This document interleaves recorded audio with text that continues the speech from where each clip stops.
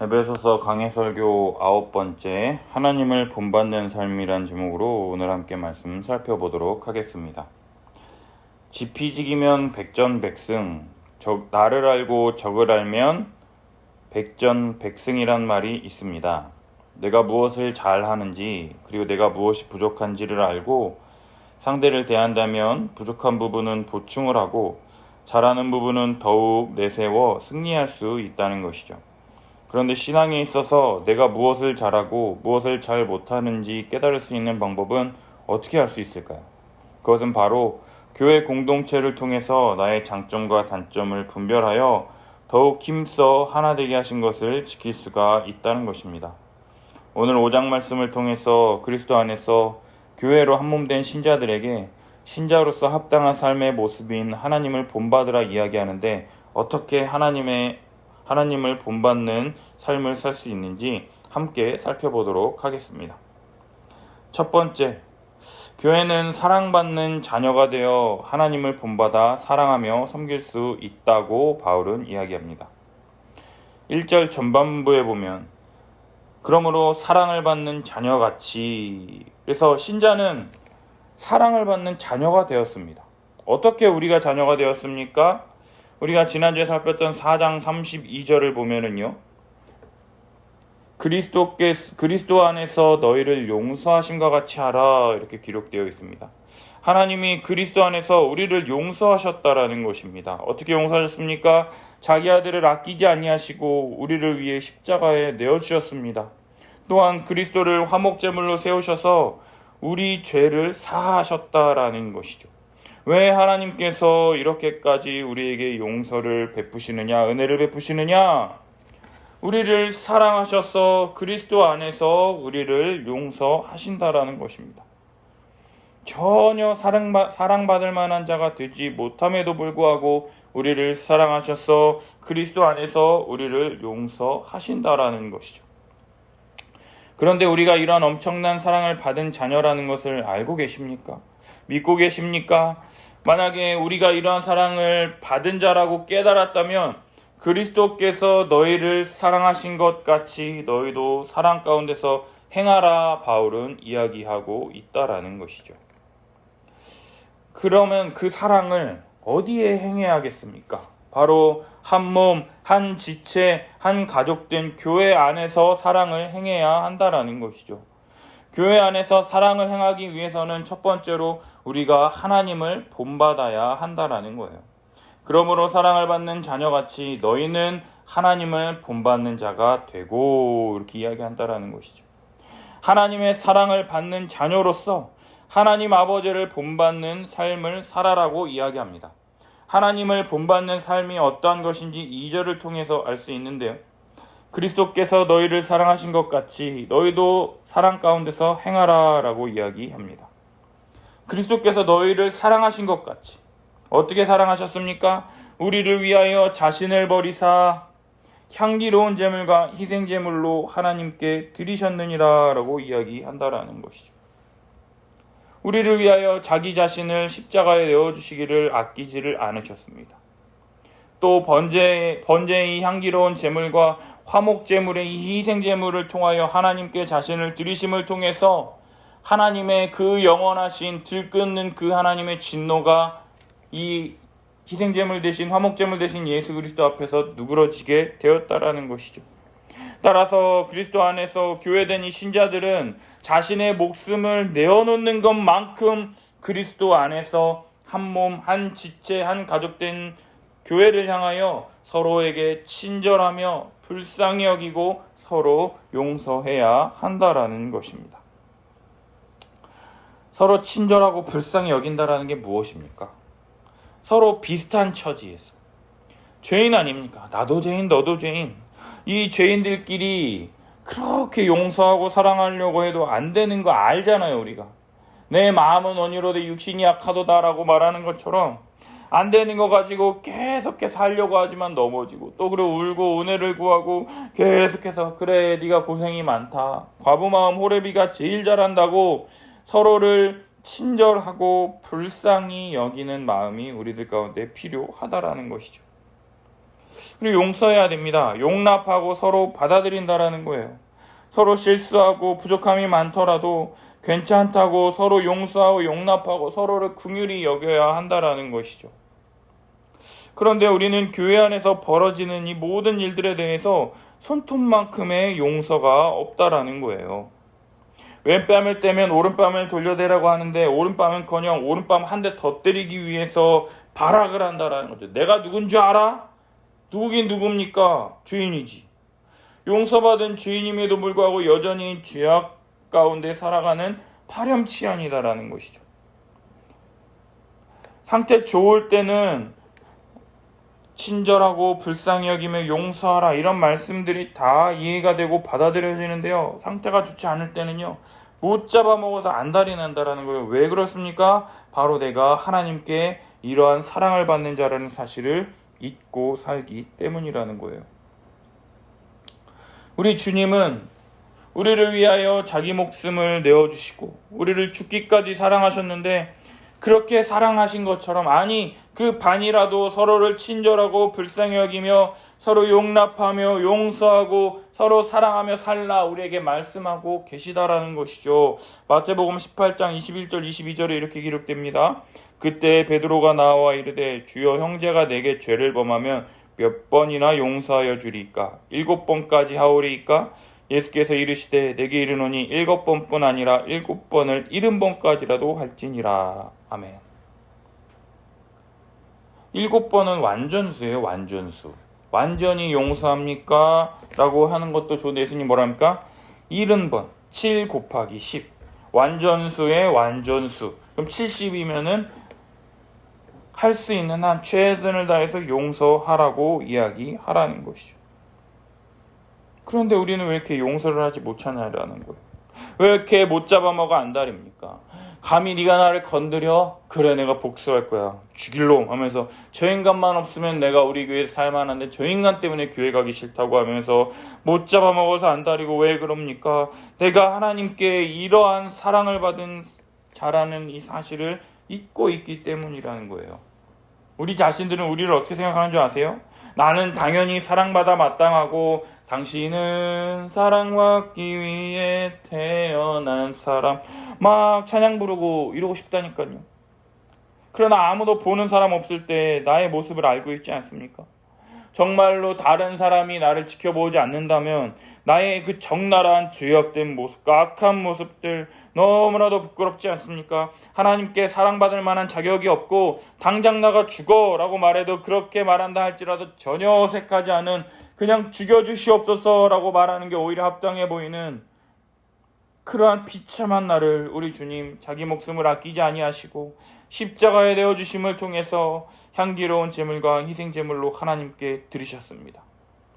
따라서 이러한 하나님의 은혜를 받았다고 믿는다고 하는 자들만이 하나님을 본받는 자가 되어 그리스도의 사랑 가운데서 행할 수가 있다라는 것이에요.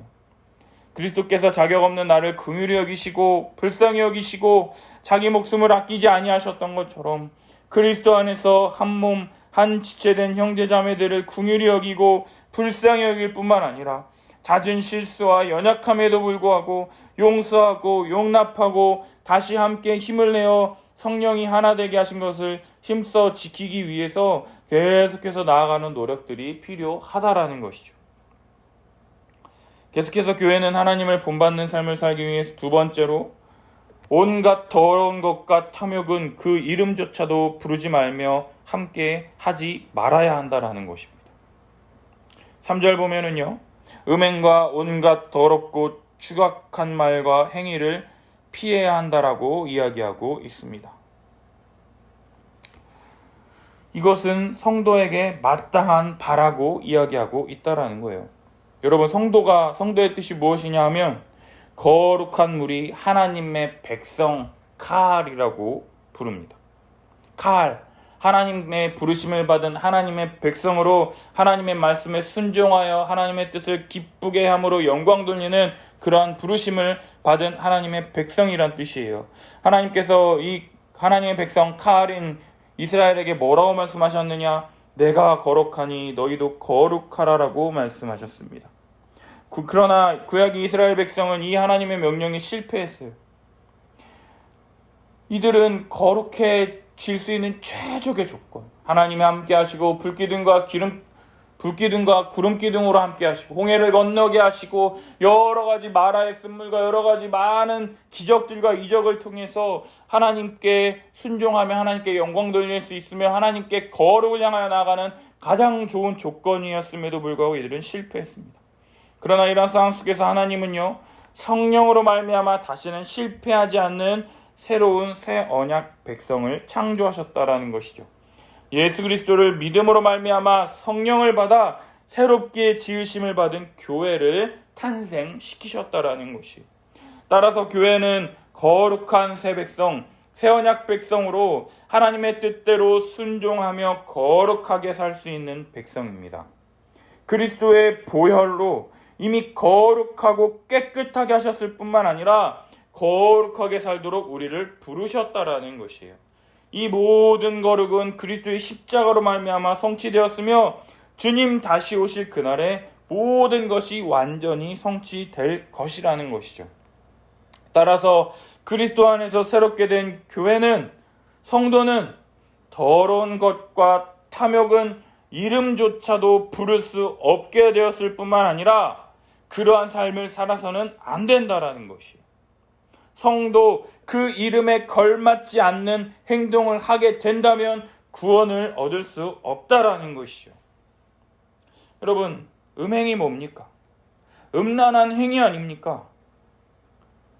하나님이 부부관계 외에서 벌어지는 이 성적인 행위 외에 벌어지는 것이 바로 음행이라고 할 수 있는 것이죠.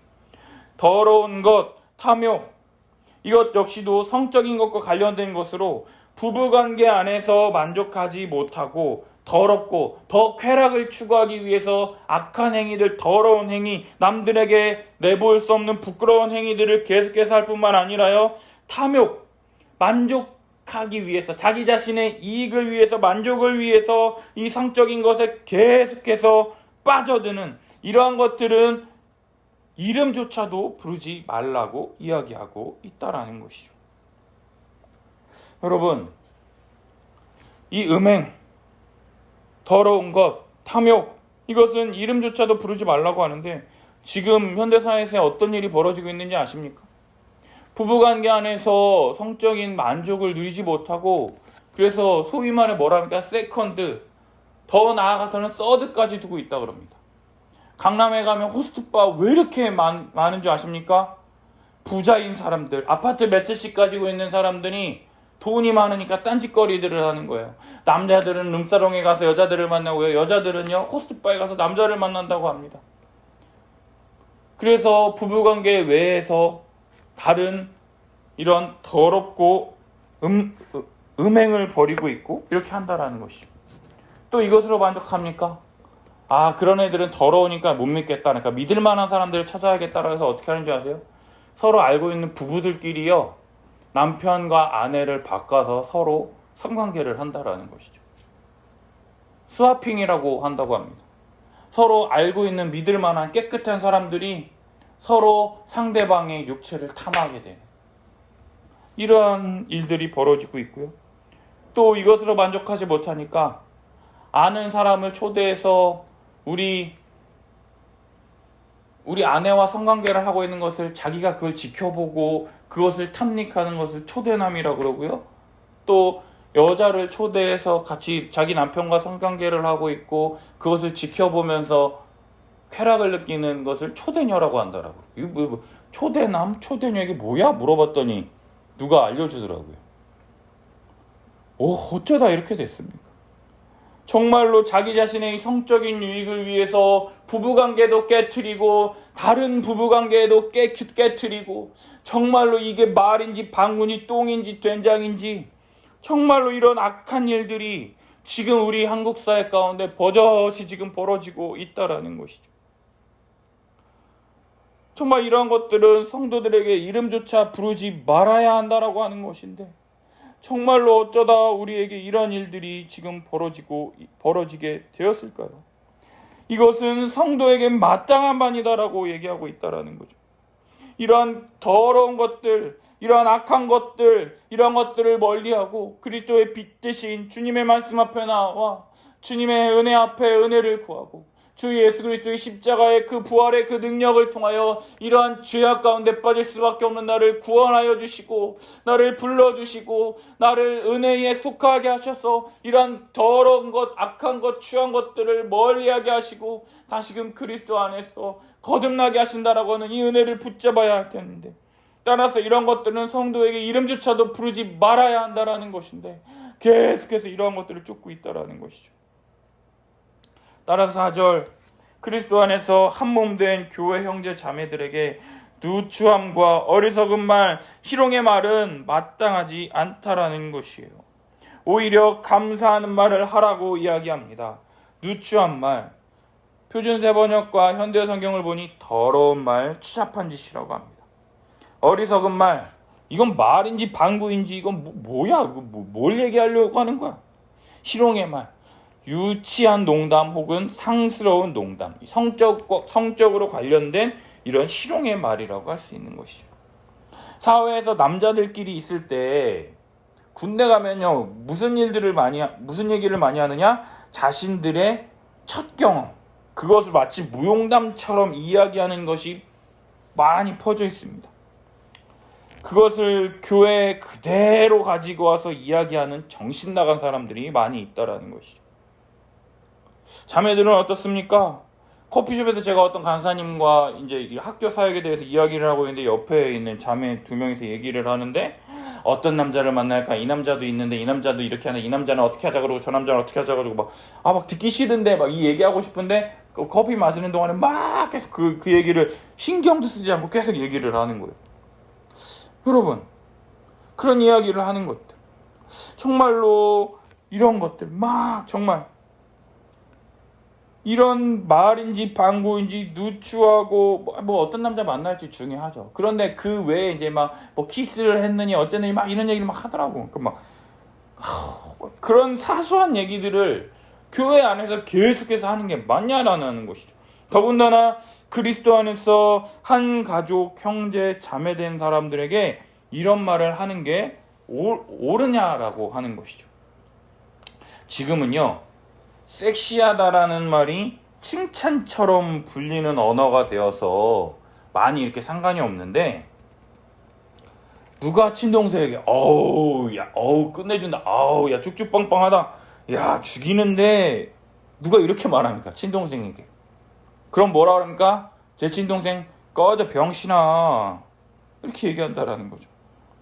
그리스도 안에서 형제 자매된 사람들에게, 그리스도 안에서 새로운 피조물 된 성도들에게 전혀 어울리지 않는 행위라는 것이죠. 따라서 성도들은 이러한 말 대신에 감사하는 말을 해야 한다라는 것이에요. 전혀 거룩하지도 못하고 거룩보다는 더러운 것, 이름조차도 부르지 말아야 하는데 그것을 계속해서 추구하며 더러운 말을 하는 이러한 자신을 구원하신 주님의 은혜를 감사하며 찬양하는 것이 마땅하다라는 것이죠. 이러한 자격 없는 자를 그리스도와 연합하여 한몸 되게 하신 것에 감사합니다. 교회를 통하여 복음을 계속해서 듣게 하시고 내 죄가 무엇인지 계속해서 회개하게 하시며 그리스도의 은혜로 말미암아 한몸 되어 사랑하는 것이 무엇인지 보게 하시고 경험하게 하셔서 이 눈멀고 이 정욕에 불타올라서 자기 자신밖에 모르는 이 탐욕에 쩌든 이 불쌍한 인생에서 교회로 말미암아 복음을 듣고 거듭나고 서로 섬기며 사랑할 수 있는 그러한 인생으로 다시 태어날 수 있도록 은혜 베푸신 주님께 은혜를 감사하는 말을 하는 것이 마땅하다고 할 수 있다라는 것이에요. 교회 안에 많은 이 음욕이 불타는 이 형제 자매들이 있습니다. 그럴 때 어떻게 하겠습니까? 이 음욕을 불타오르는 것을 절제하기 위해서 우리가 많은 노력을 해야 한다라는 것이죠. 이러한 일들을 행하는 자들도요, 자기들이 어떻게 되는 것인지 스스로 알고 있다라는 거예요. 음행하는 자, 더러운 자, 이 탐하는 자는요, 곧 우상숭배자라는 것을 자기들도 알고 있다라는 거예요. 왜입니까? 자기 사랑의 끝, 자기의 탐욕을 위해서 음행을 행하고 더러운 행위를 하고 이성적인 탐욕을 추구하는 그 끝은요, 자기 사랑의 끝은 우상 숭배로 이어지게 되어 있다라는 것을 자기들도 안다라는 거예요. 그리고 이러한 자들은요, 그리스도와 하나님의 나라에서 기업을 얻지 못한다라는 것을 알 수 있다라는 것입니다. 왜냐하면 하나님의 나라는 자신을 내어주고 돕고 섬기며 다른 사람을 위하여 사는 자들이 가는 곳인데, 자기 자신만을 위하고 이기적이고 자기밖에 모르는 사람은 하나님 나라에 합당하지 못한 것을 자기도 알고 있다라는 것이죠. 따라서 이런 일을 행하는 자들이 우리를 헛된 말로 속이지 못하게 하라, 바울은 이야기하고 있다라는 거예요. 야, 괜찮아, 뭐 포르노 하나 본 거 가지고 그래. 야, 네 혼자서 보는데 뭐 누가 알아? 아무도 몰라. 뭐 그런 걸 가지고 이렇게 죄책감 가지고 이렇게 힘들어하고 그래. 야, 남들 다 해. 뭐 그거 하나 뭐, 아유, 야, 괜찮아.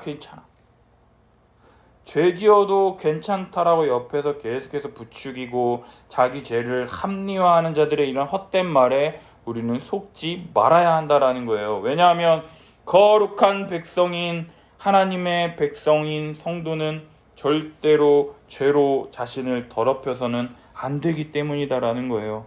계속해서 헛된 말로 속이는 자들에게는 하나님의 진노가 불순종의 아들들에게 임한다라는 것. 그러므로 우리는 그들과 함께하는 자가 되지 말아야 한다라는 것이죠. 우리 교회 이름이 함께하는 교회이지 않습니까? 그리스도 안에서 모든 것을 함께 해야 하는데, 이 죄의 문제만큼은, 이 음행의 문제만큼은, 더러운 이 탐욕의 우상숭배의 문제만큼은 절대로 함께하지 말며 멀리 떨어져 있어야 한다는 거예요. 왜냐하면 이 죄의 파괴력, 이 번식력이 어떠하냐? 누룩과 같이 급속하게 퍼지며 곁에 두기만 해도 우리 안에 금세 퍼지기 때문이라는 것입니다.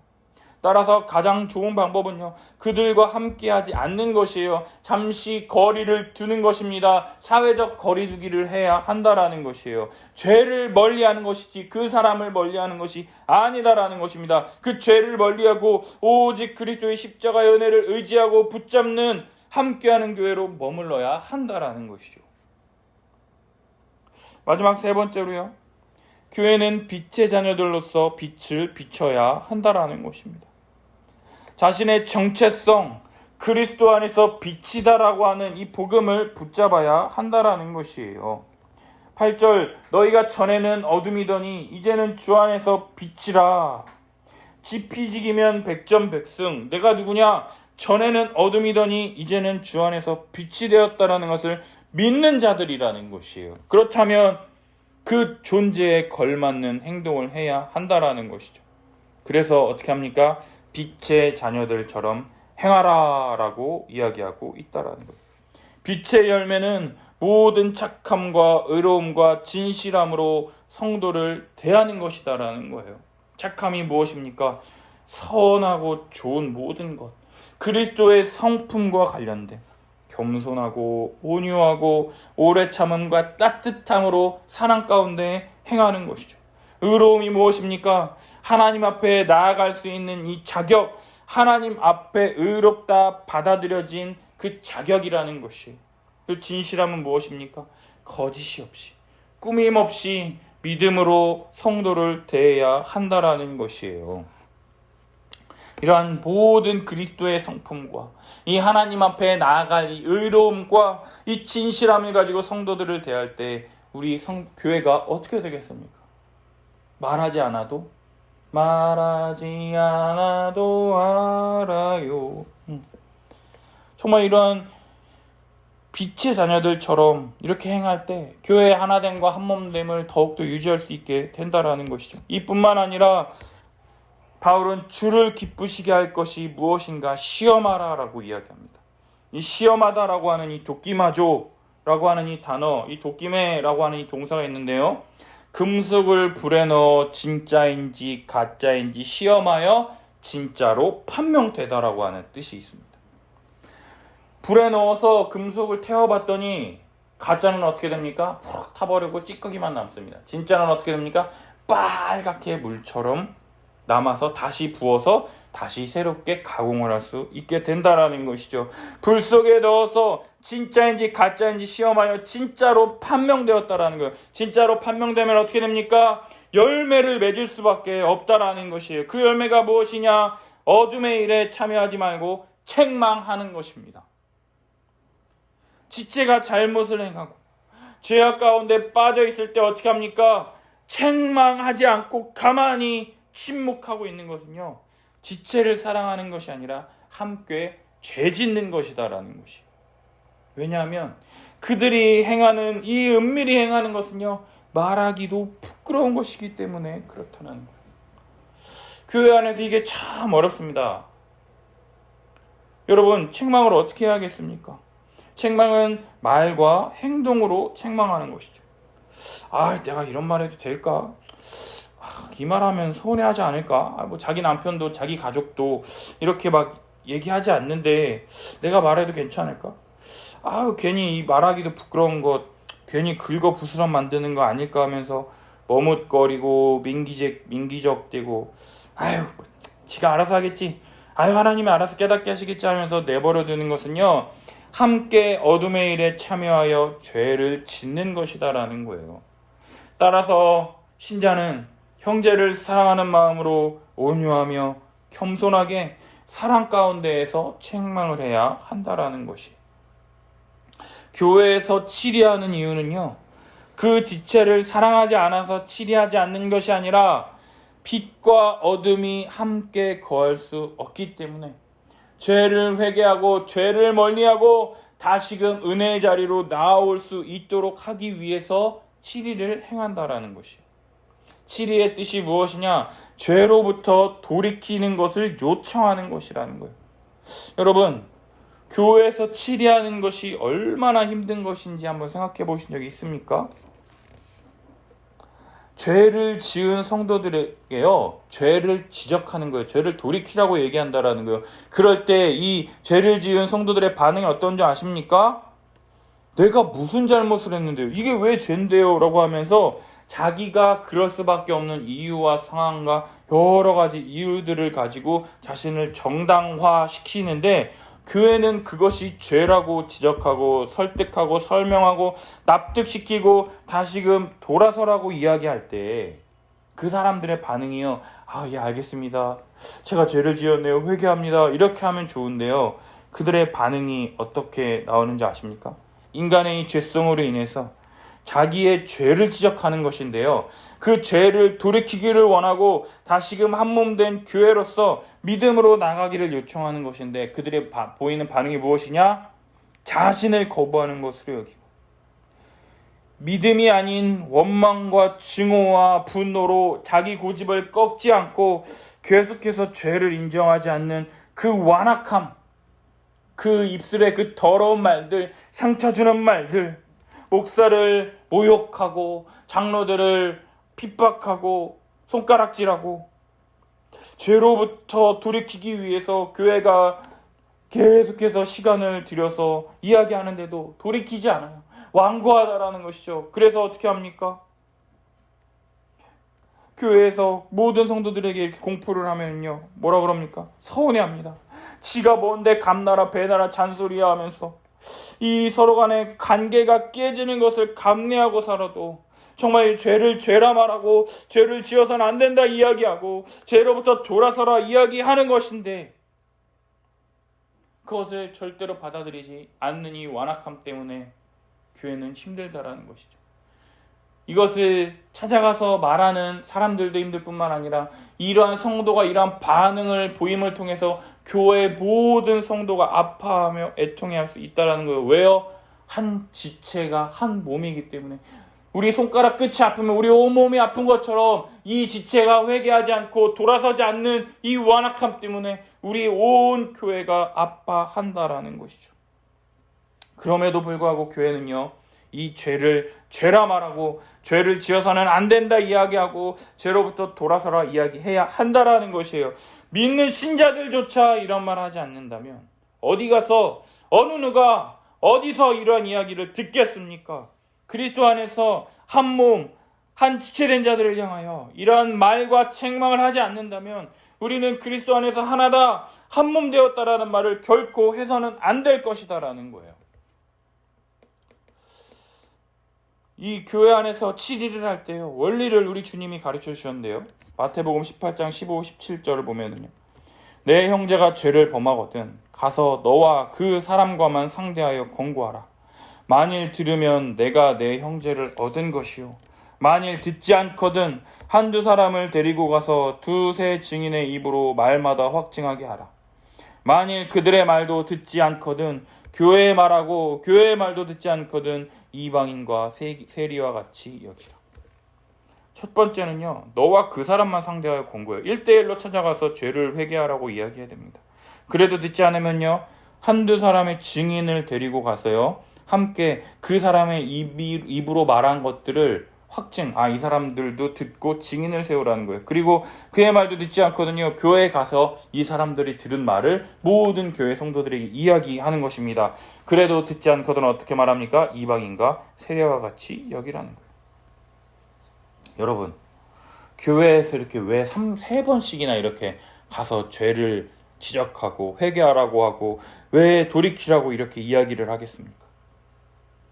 지금 당장은 서운해하고 미워하고 받아들이지 않을지라도 내 살을 도려내는 심정으로 책망하고, 지금 당장은 서운해하고 받아들이기 힘들고 어려울지라도 다시 회개하고 돌아올 수 있도록 사랑하는 마음으로 이들에게 죄를 책망하고 치리하는 것을 알게 하고, 모든 결과는 선하신 하나님께 맡기는 것이 바로 교회라는 것이.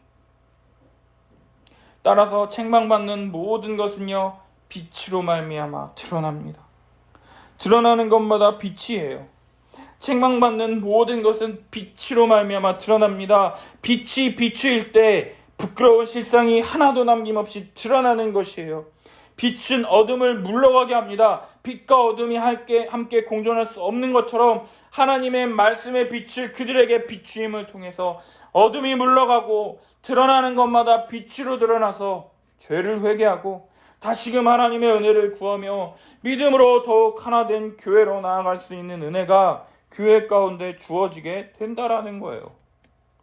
그래서 14절, 잠자는 자여 깨어 죽은 자들 가운데서 일어나라, 그리스도께서 너에게 비추이리라 하셨느니라.